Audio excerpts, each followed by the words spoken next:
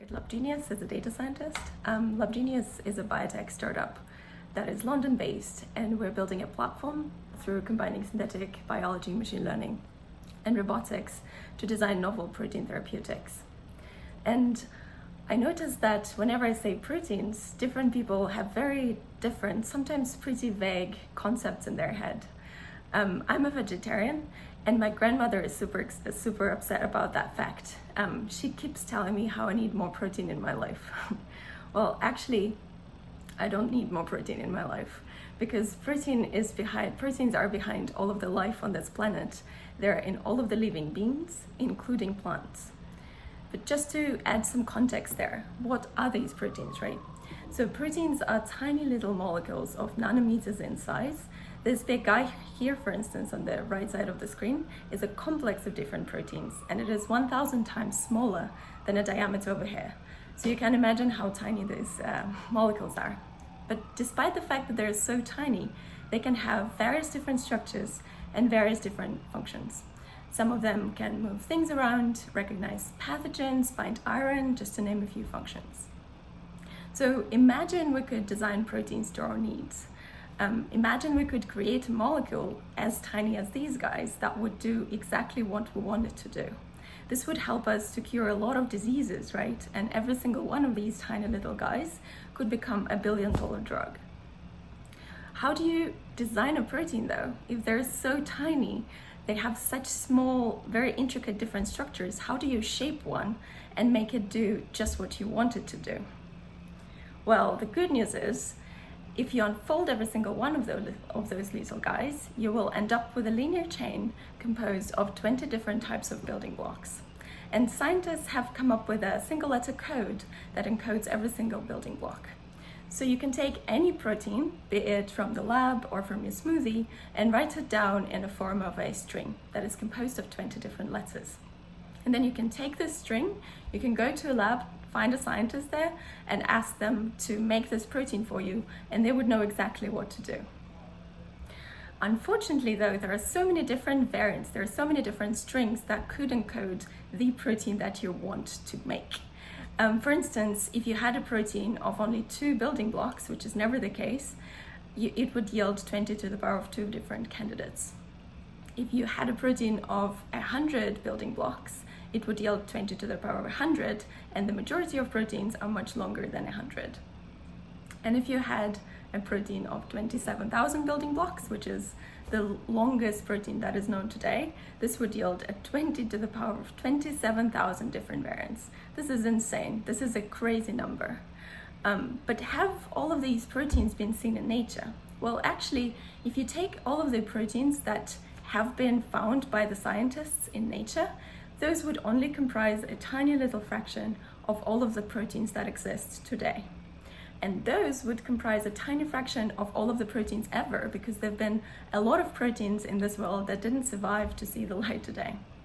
And those in turn would only comprise a tiny fraction of all the protein sequences that are possible, which is essentially an infinite amount of different variants of proteins. So how do you think about this infinite space when you want to design a protein? Scientists have come up with a beautiful metaphor that I personally really like. It's not too mathematically accurate, but it gives a nice framework of being able to comprehend this huge number. So if you take all of the variants of a protein A, say that has a length of 117 building blocks, whatever, and you take them all and you map them out on a 2-dimensional surface, where each dot would correspond to a protein variant, and all of the adjacent dots would correspond to similar variants. So the further away you go from protein A, the more different the protein becomes. And then you add another axis that would tell you how good each variant is. This would give you a sort of a landscape, and this landscape is referred to as protein fitness landscape. So when you're designing a new protein, essentially what you want to do, you want to find the peaks on that landscape, and you want to sample from those peaks.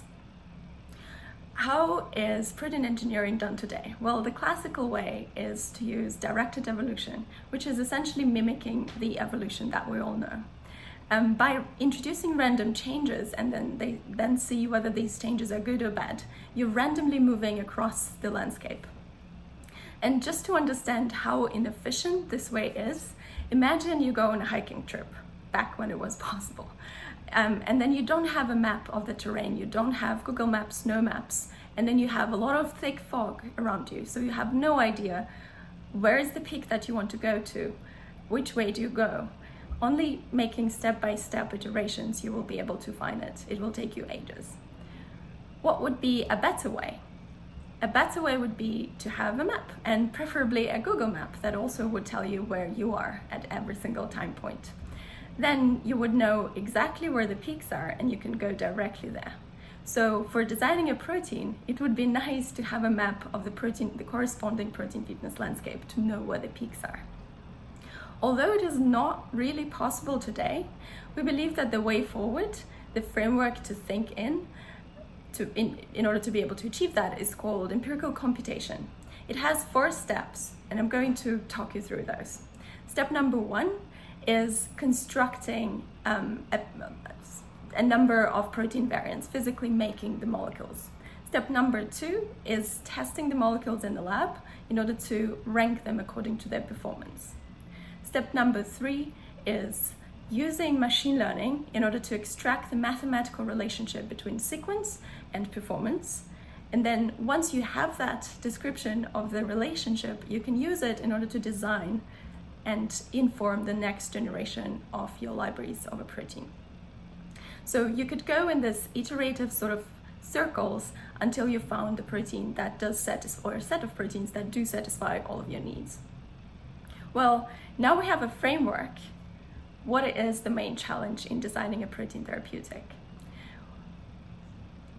Unlike designing a protein, you don't only want to optimize for one feature, you actually want to co-optimize for several features, because you don't want to, if you have a toxic protein, you don't want to go anywhere near a human body, right?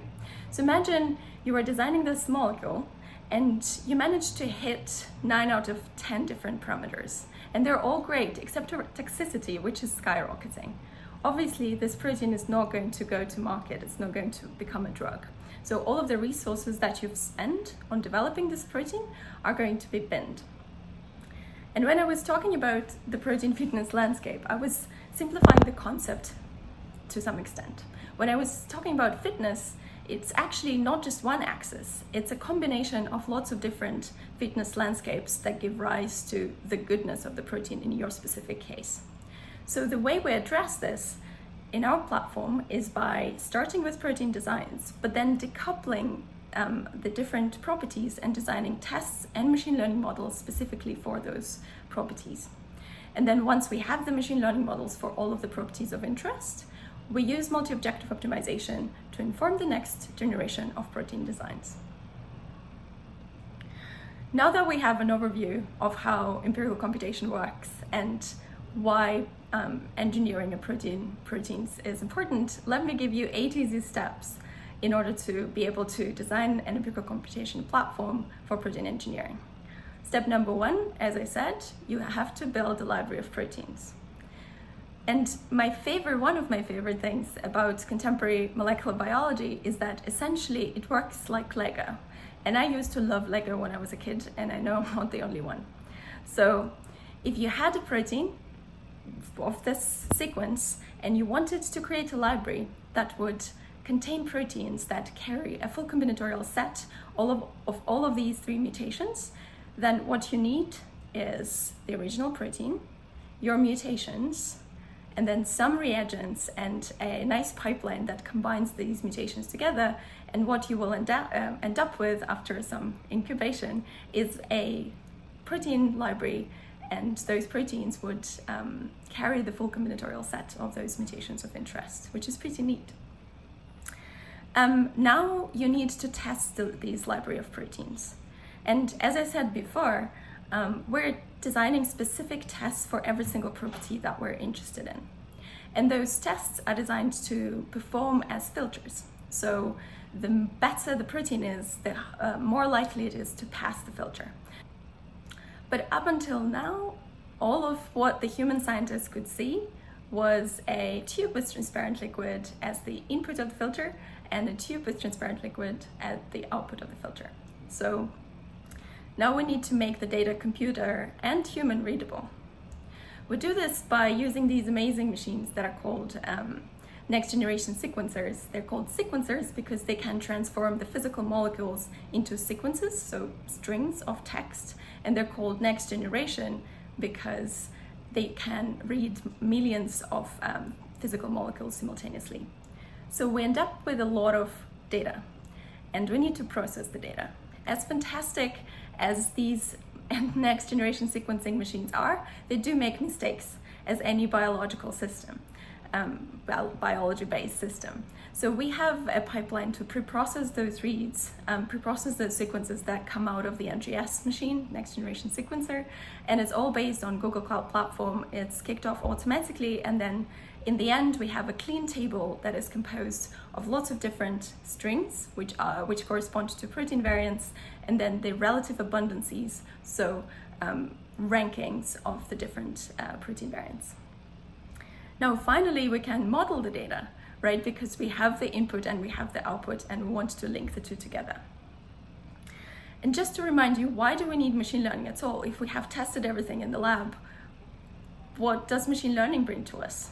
Well, actually we haven't tested everything. If you remember, the sequence space is massive, and even within the fraction of the sequence space that we had our high interest in, we didn't sample all of the dots. So imagine we sampled these green dots scattered around here, and now we want to use them together with machine learning to reconstruct the actual fitness landscape shape and to identify the peaks. What would be the easiest case scenario in the sequence to function relationship? The easiest case scenario would be if the relationship was linear.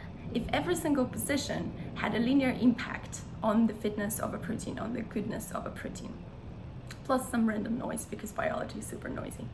So if you hot encode your data, you have your mutations in your columns and you have your different variants of the protein in your rows, then you can use a simple linear regression to assign the weights, and that's it, you're done. Well, actually, we know that mutations interact with each other. Remember how I said that the protein has a three-dimensional structure? Obviously, the positions would impact each other. So the relationship is not linear, and we need to add some non-linearity to the equation.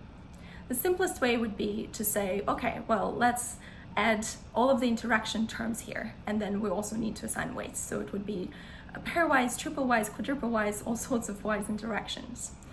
Obviously, this would expand massively the number of features in our data set. So instead of that, let's take the linear combination of mutations as we had before, and let's wrap it into a non-linear function. Scientists call this linear combination of mutations fitness potential over sequence.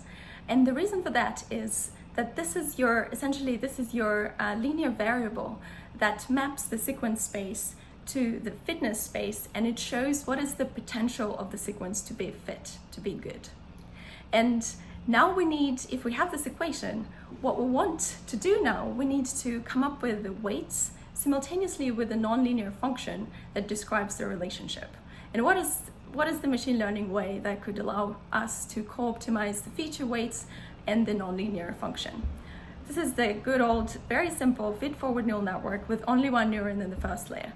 Because one neuron in the first layer, we still have our data hot encoded, would already give us the linear combination of mutations, and then the rest would add nonlinearity, the nonlinear function, to the equation.